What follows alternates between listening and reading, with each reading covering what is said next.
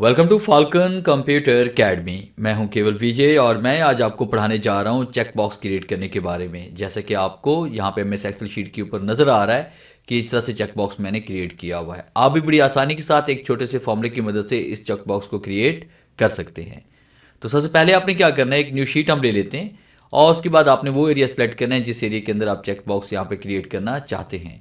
फिर इसके बाद आपने होम पे आना है। होम पे क्लिक करने के बाद फॉर्मेट पे आएंगे, उसके बाद रोज हाइट पे हम क्लिक करेंगे और यहाँ पे रो हाइट हम 25 दर्ज कर लेंगे और ओके पे क्लिक करेंगे।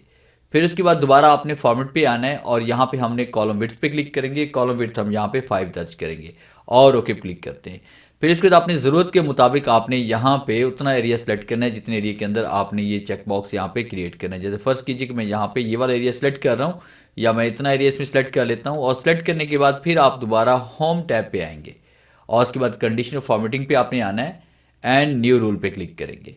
फिर उसके बाद आपने यूज़ ऑफ फॉर्मूला पे आप क्लिक करेंगे और नीचे आपने यहाँ पे एक छोटा सा फॉर्मूला ये राइट करना है।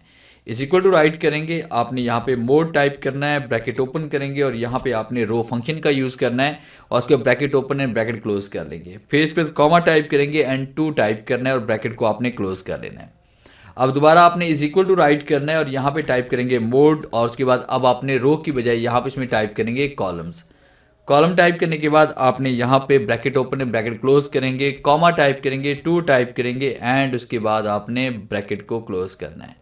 अब उसके बाद आपने फॉर्मेट पे आना है। फॉर्मेट पे क्लिक करने के बाद अपनी मर्जी का आप यहाँ पे कोई भी फिल कलर आप ले सकते हैं। आपने फिल पे क्लिक करना है और उसके बाद हम फर्स्ट की ये कलर यहाँ पे ब्लैक लेने वाले हैं एंड ओके क्लिक करते हैं और ओके क्लिक करते हैं। तो ये देखें बड़ी आसानी के साथ आप यहाँ पे ये चेक बॉक्स क्रिएट कर सकते हैं। तो ये था मेरा आज का लेक्चर जिसमें मैंने आपको पढ़ाया कि एमएस एक्सेल के अंदर चेक बॉक्स किस तरह से क्रिएट करना है। उम्मीद है आज के इस लेक्चर में ज़रूर कुछ नया सीखने को मिला होगा। वीडियो अच्छी लगी है तो इसे लाइक कीजिए और अपने दोस्तों के साथ शेयर कीजिए। मिलते हैं हम नेक्स्ट लेक्चर में, तब तक के लिए गुड बाय।